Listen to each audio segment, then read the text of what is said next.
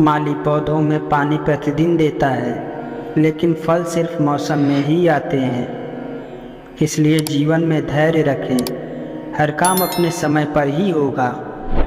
कुछ लोग दिखावे के लिए अच्छे बनते हैं, मगर वे लोग ये भूल जाते हैं कि ईश्वर उन्हें बाहर से नहीं, भीतर से जानता है। जिस रिश्ते की शुरुआत स्वार्थ से हो, वह रिश्ता कभी सफल नहीं हो पाता, और जिस रिश्ते की शुरुआत प्रेम से हो, उस रिश्ते को दुनिया की कोई भी ताकत नहीं तोड़ सकती। श्री कृष्ण कहते हैं, कलयुग में रिश्ते खेल बन जाएंगे, बिना स्वार्थ के कोई भी रिश्ता नहीं टिकेगा।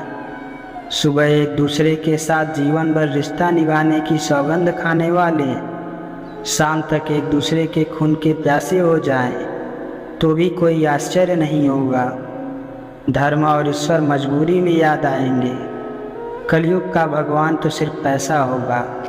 इंसान कभी कभी इतना टूट के बिखर जाता है कि आंखों की जगह दिल रोता है, जिसका न किसी को पता चलता है और ना ही किसी को दिखाई देता है। स्त्री का अर्थ केवल सौंदर्य और करुणा ही नहीं, अपितु वो प्रचंडता भी है, जो आवश्यकता पड़ने पर सबको ध्वस्त भी कर दे।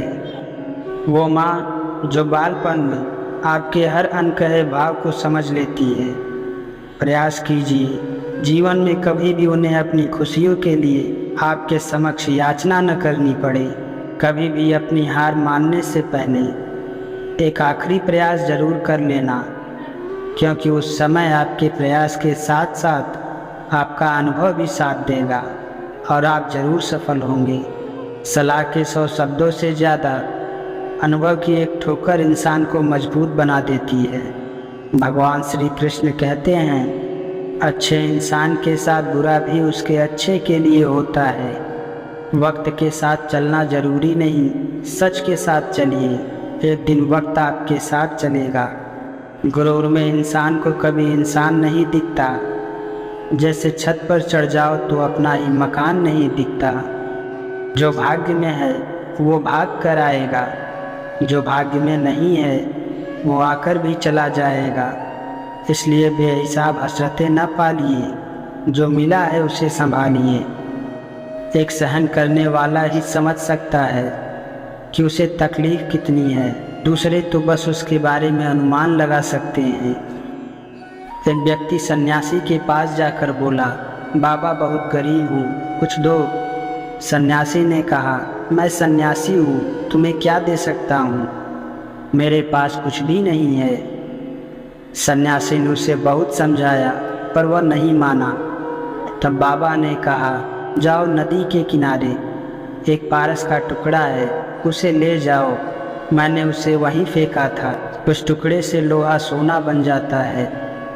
वह दौड़ा दौड़ा नदी के किनारे गया, पारस का टुकड़ा उठा लाया और बाबा को नमस्कार कर घर की ओर चला। 100 कदम गया होगा कि मन में विचार उठा और वह उल्टे पांव सन्यासी के पास पहुंचा और बोला, बाबा ये लो तुम्हारा पारस, मुझे ये नहीं चाहिए। सन्यासी ने पूछा, क्यों? उसने कहा, बाबा मुझे वो चाहिए जिसे पाकर तुमने पारस को ठुकराया है। वह पारस से भी कीमती है, वही मुझे चाहिए। अर्थात जब व्यक्ति में अंदर की चेतना जाग जाती है, तब वह कामना पूर्ति के पीछे नहीं दौड़ता, वह इच्छा पूर्ति का प्रयत्न नहीं करता। एक शख्स बगीचे में बैठा था, अचानक पेड़ से नीचे एक कोकून आ गिरा। नन्ही तितली उससे बाहर आने की कोशिश कर रही थी। व्यक्ति घंटों बैठा उसे देखता रहा, उससे रहा नहीं गया। उसने तितली की मदद का फैसला कर लिया। पास रखी छोटी कैंची से उसने कोकून के एक हिस्से को काट दिया ताकि तितली आसानी से बाहर आ सके। तितली तो बाहर आ गई, लेकिन अविकसित, बिना एक पंख के। उसका पिछला हिस्सा भी कुछ फूल गया था। अब वह कभी उड़ नहीं सकती थी। दरअसल उस शख्स ने यह नहीं सोचा कि संघर्ष भी जीवन की एक प्रक्रिया है। उसने तितली के संघर्ष को ही समाप्त कर दिया, और ऐसा करके उसने तितली का जीवन हमेशा के लिए बर्बाद कर दिया। संघर्ष हमारी ताकत को बढ़ाता है, हमारे बच्चे भी तितली की ही तरह हैं। उनके जीवन में आए संघर्षों को आप सिर्फ देखें, लेकिन उन संघर्षों को समाप्त ना करें, वरना यह आपके बच्चों की संघर्ष की क्षमता को ही खत्म कर देगा। अर्थात संघर्ष भी जीवन का एक हिस्सा है, वही हमें संपूर्णता देता है। अपने जीवन की तुलना किसी के साथ नहीं करनी चाहिए, क्योंकि सूर्य और चंद्रमा के बीच कोई तुलना नहीं है।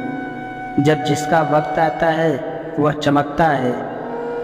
ऊंचाई पर वो पहुंचते हैं जो प्रतिशोध के बजाय परिवर्तन की सोच रखते हैं।